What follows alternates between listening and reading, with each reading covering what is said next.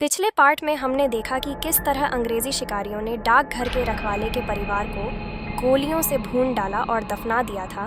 तब नए रखवाले कैलाश ने किस तरह रखवाले और उसकी बीवी की लाश को जलाकर उनकी क्रिया की थी और रखवाले की बेटी भूतनी बनकर उस डाकघर में आने वाले शिकारियों को मार डालती थी। अब पार्ट 1 का लिंक डिस्क्रिप्शन में मिल जाएगा।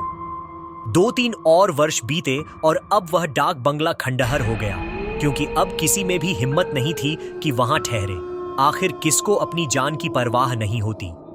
पर वह किशोरी भूतनी जो अब युवती बन गई थी, उसी डाक बंगले में रहकर अपने हथियारों का इंतजार करती।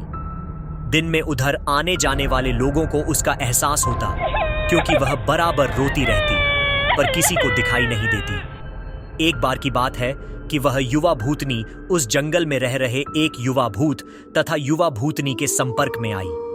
ये दोनों आदिवासी थे और जंगल में लकड़ी काटते समय किसी अंग्रेज शिकारी के शिकार बन गए थे।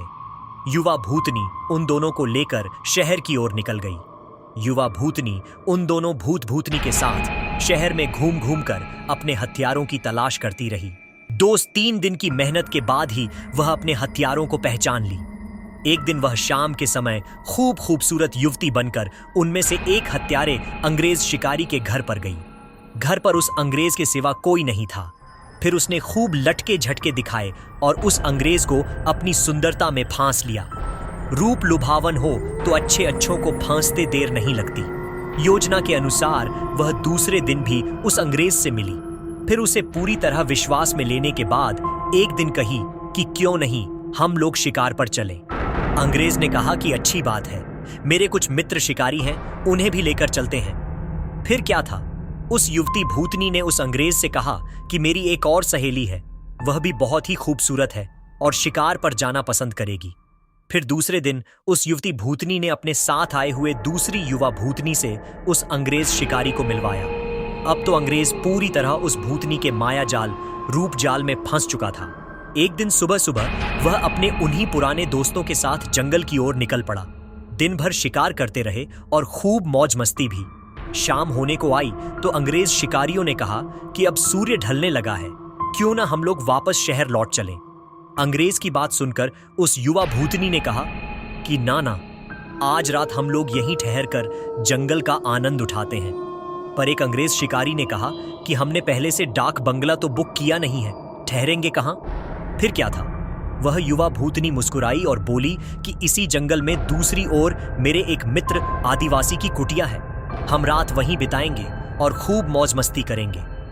अब हुआ यूं कि उस युवा भूतनी की योजना के अनुसार देखते ही देखते उसके मित्र युवा भूत ने एक मड़ई तैयार कर ली थी। उसमें ऐशो आराम की सारी चीजें भी लादी थी। उन दोनों युवा भूतनी के साथ ये अंग्रेज उस मड़ई में पहुंचे।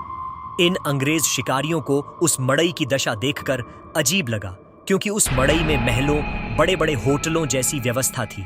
रात को पार्टी शुरू हुई तथा साथ ही अंग्रेज अधिकारियों की सिट्टी पिट्टी गुम होना ही, क्योंकि पहले तो उन 2 युवा भूतनी जो देखने में बहुत खूबसूरत लग रही थी, अचानक बहुत ही डरावनी रूप बना ली। ऐसा रूप जिसे देखते ही अच्छों की पैंट गीली हो जाए। फिर क्या था, उन भूतनियों ने ग्लास में खून भरकर लाकर उन अंग्रेजों को पिलाना शुरू कर दिया। किसी अंग्रेज की हिम्मत ही न थी कि वह ना करे, क्योंकि सब के सब पूरी तरह से डरे हुए थे और कांप रहे थे। अचानक आदिवासी युवा भी विकराल रूप में आ गया और अचानक उछलकर पास के एक मोटे पेड़ की मोटी शाखा को उछलकर इतना जोर से खींचा कि चर्र की आवाज के साथ वह मोटी शाखा टूट गई। उसके बाद वह विकराल भूत उन अंग्रेज शिकारियों में से एक को पकड़कर पैर के नीचे दबाकर देखते ही देखते चीर दिया और उसके खून को पीने लगा।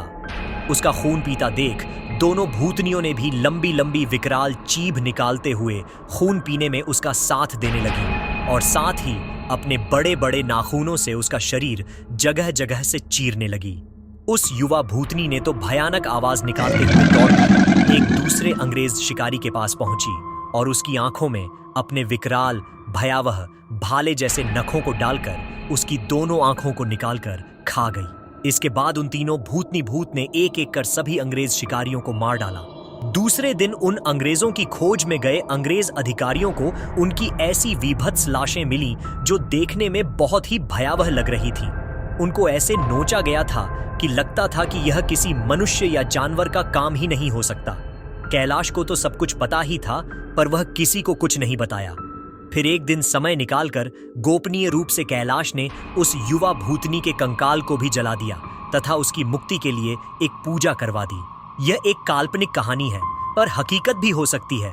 उन लोगों के लिए जो अपनी शक्ति, संबंधों का नाजायज फायदा उठाते हुए गलत कार्यों को अंजाम देते हैं और उन्हें लगता है कि कोई उनका बाल बांका भी नहीं कर सकता।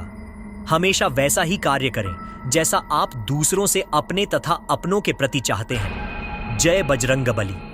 कहानी पसंद आई हो तो वीडियो को लाइक और हमारे चैनल द हॉरर हब को सब्सक्राइब करें। हमारी टीम रोज नई नई भूतिया कहानियां हमारे चैनल पर अपलोड करती है। वीडियो पसंद आई हो तो वीडियो को शेयर करना ना भूलें। धन्यवाद।